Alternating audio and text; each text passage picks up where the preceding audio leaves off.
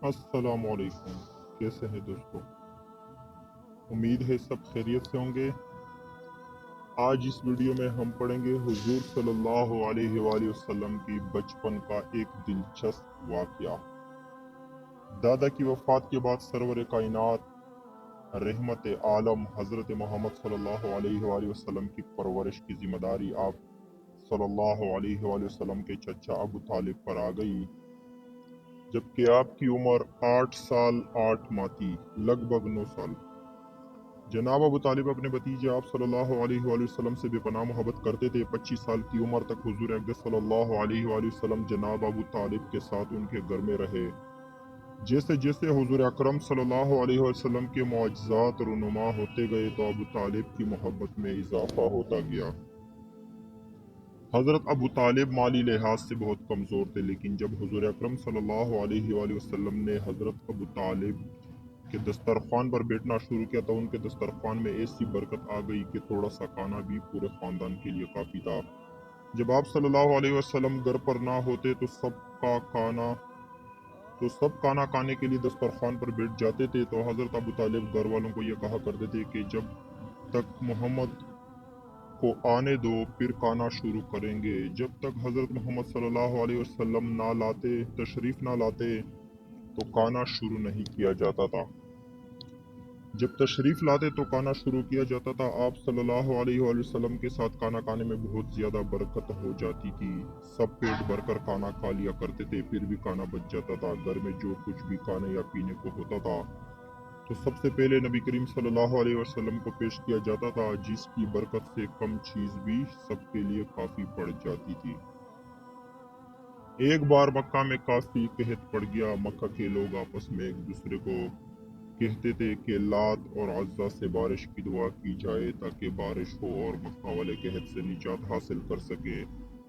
कुछ लोगों का यकीन था कि मनात बत से दुआ की जाए तो तब बारिश होगी। इनमें से एक बुजुर्ग ने कहा कि तुम जाहिलों वाली बातें कर रहे हो। हम में हज़रत इब्राहीम अलैहिस्सलाम और हज़रत इस्माईल अलैहिस्सलाम के निशाने मौजूद है। तुम सीधे रास्ते को छोड़कर गलत रास्ता क्यों इख्तियार कर रहे हो? लोगों ने कहा, ए बुजुर्ग, क्या आप अबू तालिब का नाम लेना चाहते हैं? इस बुजुर्ग ने कहा, जी हाँ, मैं यही तो आपसे कहना चाहता हूँ। इसके बाद मक्का के लोग हजरत अबू तालिब के घर की तरफ रवाना हो गए। अबू तालिब के घर गए। उन्होंने हजरत अबू तालिब के घर जाकर दरवाजे पर दस्तक दी। अबू तालिब ने दरवाज़ा खोला तो लोगों ने कहा, ए अबू तालिब, हम मक्का वाले अब मस्जिद के हैत बर्दाश्त नहीं कर सकते। सब लोग भूख और प्यास का सामना कर रहे हैं। आओ हमारे साथ दुआ करो। अबू तालिब के साथ रसूलुल्लाह सल्लल्लाहु अलैहि वसल्लम भी मौजूद थे।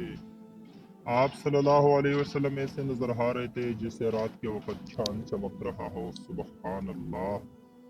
अबू तालिब के साथ हजरत मोहम्मद सल्लल्लाहु अलैहि वसल्लम के अलावा और भी बच्चे थे, लेकिन अबू तालिब ने हज़रत मोहम्मद सल्लल्लाहु अलैहि वसल्लम की उंगली पकड़ी हुई थी। हज़रत अबू तालिब अपने भतीजे मोहम्मद सल्लल्लाहु अलैहि वसल्लम का हाथ पकड़कर काबे की तवाफ करने लगे। मक्का के लोगों की नज़र आसमान पर जमी हुई थी। आसमान बिल्कुल साफ था, किसी भी तरफ से बादल नजर नहीं आ रहे थे। देखते ही देखते बादल गरजने लगे। देखते ही देखते बारिश बरसने लगी कि इतनी बारिश हुई कि हर तरफ पानी ही पानी नजर आने लगा। रिवायात में है कि हज़रत अबू तालिब और हज़रत मोहम्मद सल्लल्लाहु अलैहि वसल्लम एक दफ़ा एक मेले में जा रहे थे। ये जगह अरफात से तकरीबन 8 किलोमीटर के फासले पर थी। हज़रत अबू तालिब और हज़रत मोहम्मद सल्लल्लाहु अलैहि वसल्लम जा रहे थे कि अबू तालिब ने हज़रत मोहम्मद सल्लल्लाहु अलैहि वसल्लम से कहा कि मेरे बेटे, मुझे प्यास लगी है।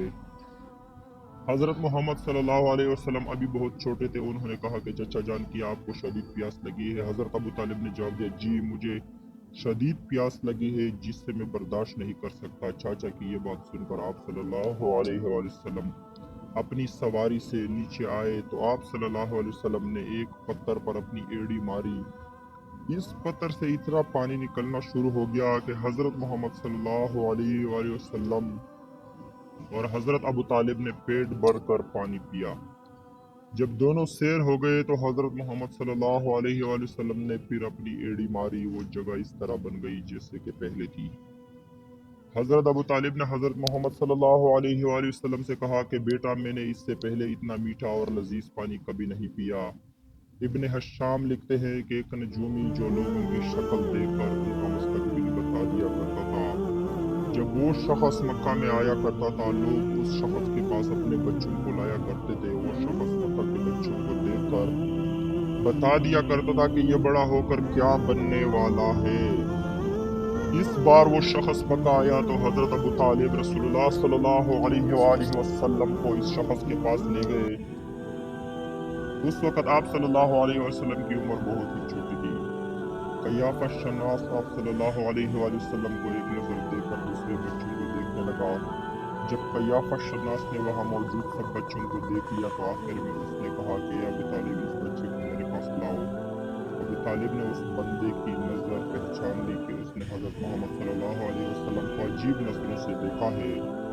یہ منظر دیکھ کر حضرت ابو طالب حضرت محمد صلی اللہ علیہ وآلہ وسلم کو وہاں سے لے کر چلے گئے۔ جب اس بندے کو علم ہوا کہ حضرت محمد صلی اللہ علیہ وسلم کو اس کا چچا ابو طالب لے گیا ہے تو وہ شخص پکارنے لگا کہ اس بچے کو میرے پاس لاؤ، اس بچے کو تلاش کر کے میرے پاس لاؤ، قسم ہے وہ بچہ بڑی شان والا ہے۔ کہا جاتا ہے کہ ابو طالب نے اس شخص کے یہ الفاظ سن لیے تھے۔ تمام مشہور راویوں نے اس کا واقعہ صحیح سند کے ساتھ روایت کیا ہے کہ جب حضرت محمد صلی اللہ علیہ وسلم کی عمر مبارکہ 12 سال ہوئی تو حضرت ابو طالب تجارت کے سلسلے میں شام کو جانے کے لیے تیار ہو رہے تھے کہ حضرت محمد صلی اللہ علیہ وآلہ وسلم نے فرمایا، چچا جان میرا بھی دل کرتا ہے کہ میں بھی آپ کے ساتھ شام کے سفر کو جاؤں۔ حضرت ابو طالب نے حضرت محمد صلی اللہ علیہ وسلم کو ساتھ لے کر جانے کے لیے روانہ ہو گئے تھے۔ ایک روایت میں ہے، اس طرح بھی بیان کیا گیا ہے کہ جب حضرت ابو طالب شام کے سفر کو جانے لگے تو حضرت محمد صلی اللہ علیہ وآلہ وسلم نے حضرت ابو طالب کی اونٹنی کی لگام کو پکڑ کر اور فرمایا کہ چچا جان آپ مجھے کس کے حوالے کر کے جا رہے ہیں؟ کیونکہ میرے والدین اس دنیا میں حیات نہیں ہے، میرا کوئی بھی نہیں ہے جس کے پاس میں یہاں ٹھہر جاؤ۔ حضرت محمد صلی اللہ علیہ وسلم کی یہ بات سن کر حضرت ابو طالب نے حضرت محمد صلی اللہ علیہ وآلہ وسلم کو اپنی اونٹنی پر بٹھا لیا اور سفر شام شروع کر دیا۔ ناظرین گرامی، یہ حضور اقدس صلی اللہ علیہ وسلم کا پہلا تجارتی سفر تھا۔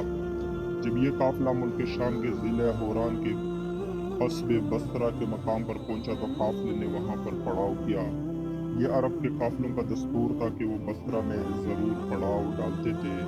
قریب ہے ایک عیسائی راہب کی عبادتگاہ تھی جس سے سرجیوس یا جرجیوس کہا جاتا تھا، لیکن اس کے زہد و عبادت کی کثرت کی وجہ سے لوگ اسے بحریہ یعنی اللہ کا برگزیدہ بندہ کے لقب سے جانتے تھے۔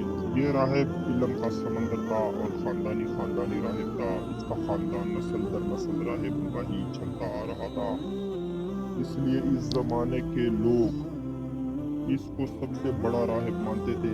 قریش کے لوگ وہاں سے گزر رہے تھے، اس سے پہلے کبھی بھی اس راہب نے قریش والوں کو اپنے پاس ٹھہرنے کو نہیں کہا تھا۔ اس بار راہب نے ایک قافلے میں حضرت محمد صلی اللہ علیہ وآلہ وسلم کو دیکھ لیا تو اس نے سارے قافلے کے کھانا تیار کر دیا، سب کا قافلے والوں کے لیے کھانے کا انتظام کیا۔ اس نے دیکھا کہ حضرت محمد صلی اللہ علیہ وسلم پر ایک بدلی سایہ کیے ہوئے تھے۔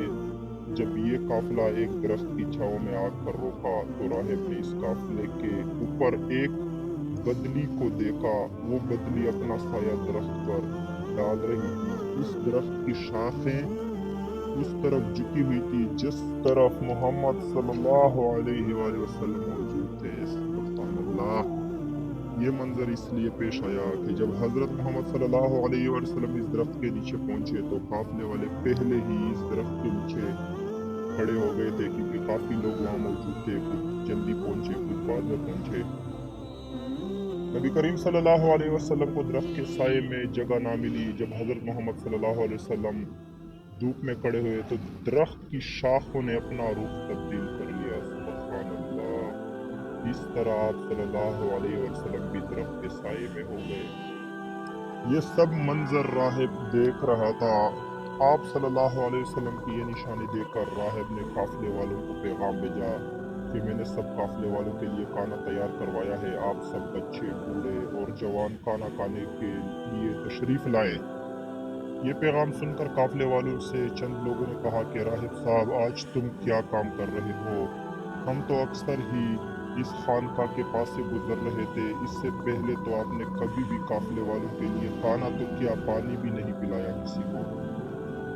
آج کیا خاص بات ہے؟ راہب نے ان کو جواب دیا کہ تم بالکل ٹھیک کہہ رہے ہو، آپ سب مہمان ہیں، مہمان کی مہمان نوازی کرنا بہت ہی اچھی بات ہے۔ اس طرح تمام لوگ راہب کے پاس چلے گئے، لیکن حضرت محمد صلی اللہ علیہ وسلم ان کے ساتھ نہ گئے۔ آپ صلی اللہ علیہ وسلم کو پڑاؤ میں ہی چھوڑ گیا تھا، کیونکہ آپ صلی اللہ علیہ وسلم بہت چھوٹے تھے۔ آپ صلی اللہ علیہ وسلم اسی درخت کے نیچے بیٹھے رہے۔ راہب کو ان سب لوگوں میں وہ نشانی نظر نہ آئی جو آخری نبی کی نشانیوں میں سے تھی۔ اس نے یہ عجیب منظر دیکھا کہ وہ بدلی وہاں ہی رہ گئی جہاں نبی کریم صلی اللہ علیہ وسلم تھے۔ بدلی کا صاف مطلب یہ تھا کہ بدلی اس جگہ پر ہے جہاں آج اللہ کے آخری نبی صلی اللہ علیہ وسلم ہے۔ راہب نے کہا کہ قریش کے لوگوں، میں نے سب چھوٹے بڑوں کو دعوت دی، کسی کو پیچھے مت چھوڑ کر آنا۔ راہب کی بات سن کر قریش والوں نے کہا کہ سب لوگوں کو آپ کی دعوت پر آنا تھا، ان میں سے تو کوئی رہا نہیں، لیکن ہم ایک لڑکے کو پڑاؤ میں چھوڑ کر آئے ہیں جو بہت ہی چھوٹا ہے۔ راہب نے کہا کہ مہربانی کر کے اس کو بھی قافلے کے ساتھ ہی بلا لیا جائے۔ راہب نے کہا کہ میں نے اس لڑکے کو آپ کے ساتھ دیکھا تھا۔ اس کے بعد ایک بندہ آپ صلی اللہ علیہ وسلم کو لے کر قافلے کی طرف چلا گیا، وہ بدلی بھی آپ صلی اللہ علیہ وسلم کے اوپر ہی تھی۔ اس بدلی نے سارے راستے آپ صلی اللہ علیہ وسلم پر سایہ کیے رکھا تھا۔ بہرحال یہ سب منظر بڑے غور سے جانچ رہا تھا۔ راہب آپ صلی اللہ علیہ وسلم کے جسم میں وہ سب نشانیاں تلاش کر رہا تھا جو ان کی کتاب میں درج تھی۔ جب قافلے والے کھانا کھا کر ادھر ادھر چہل قدمی کرنے لگے تو بہرے راہب آپ صلی اللہ علیہ وسلم کے پاس آیا۔ راہب نے آپ صلی اللہ علیہ وسلم کو کہا کہ میں لات اور عزا کے بارے میں کچھ دریافت کرنا چاہتا ہوں۔ آپ صلی اللہ علیہ وسلم کو فرمایا کہ لات اور عزا کے بارے میں مجھ سے کچھ مت پوچھو، خدا کی قسم مجھ کو سب سے زیادہ نفرت لات اور عزا سے ہی ہے۔ یہ بات سن کر راہب بولا کہ پھر خدا کے نام پر بتائیں۔ تو آپ صلی اللہ علیہ وسلم نے کہا کیا پوچھنا چاہتے ہو؟ راہب نے وہ سب باتیں دریافت کی جو ان کی کتاب میں درج تھی۔ اس کے بعد راہب نے حضرت محمد صلی اللہ علیہ وسلم کی کمر سے قمیص کو ہٹا کر دیکھا تو مہر نبوت چمک رہی تھی۔ سبحان اللہ۔ راہب نے مہر نبوت کو چھوم لیا۔ قافلے والے یہ سب منظر دیکھ کر حیران ہو گئے۔ انہوں نے کہا کہ راہب حضرت محمد صلی اللہ علیہ وسلم پر بہت ہی دلچسپی لے رہا ہے، شاید ان کے قریب حضرت محمد صلی اللہ علیہ وسلم کا یہ رتبہ بہت ہی بلند ہے۔ حضرت محمد صلی اللہ علیہ وسلم سے گفتگو کرنے کے بعد راہب حضرت ابو طالب کے پاس آ کر کہنے لگا آپ کا اس لڑکے کے ساتھ کیا رشتہ ہے؟ راہب کی بات سن کر حضرت ابو طالب نے کہا کہ یہ میرا بیٹا ہے۔ راہب نے کہا کہ یہ تمہارا بیٹا ہرگز نہیں ہو سکتا۔ راہب نے کہا یہ ممکن ہی نہیں کہ اس کا باپ زندہ ہو۔ راہب کی یہ بات سن کر حضرت ابو طالب نے کہا کہ یہ میرا بھتیجا ہے۔ راہب نے پوچھا کہ اس لڑکے کا باپ کہاں ہے؟ حضرت ابو طالب نے جواب دیا کہ اس کا باپ اس کے پیدا ہونے سے پہلے ہی وصال کر گیا تھا۔ حضرت ابو طالب کی بات سن کر راہب کہنے لگا کہ یہ درست بات ہے کہ اس کے بعد راہب نے پوچھا کہ اس کی والدہ کہاں ہے؟ حضرت ابو طالب نے کہا کہ ان کی والدہ کا بھی چند عرصہ پہلے انتقال ہو گیا۔ یہ بات سن کر راہب نے کہا کہ آپ بالکل درست فرما رہے ہیں۔ ابو طالب سے سب باتیں سن کر راہب نے کہا کہ میری مانو، اپنے بھتیجے کو یہاں سے ہی واپس لے جاؤ اور یہودیوں سے اپنے بھتیجے کو محفوظ رکھنا۔ اگر یہود نے تمہارے بھتیجے میں نبی کی نشانیاں دیکھ لی تو وہ آپ کے بھتیجے کو شہید کرنے کی کوشش کریں گے۔ تمہارا یہ بھتیجا آخری نبی صلی اللہ علیہ وآلہ وسلم ہے، یہ بڑی شان والا ہے۔ آخری نبی صلی اللہ علیہ وآلہ وسلم کی شان کے بارے میں سب آسمانی کتابوں میں لکھا ہوا ہے۔ آخری نبی صلی اللہ علیہ وآلہ وسلم کے بارے میں نے اپنے آباء و اجداد سے بھی بہت کچھ سنا ہے۔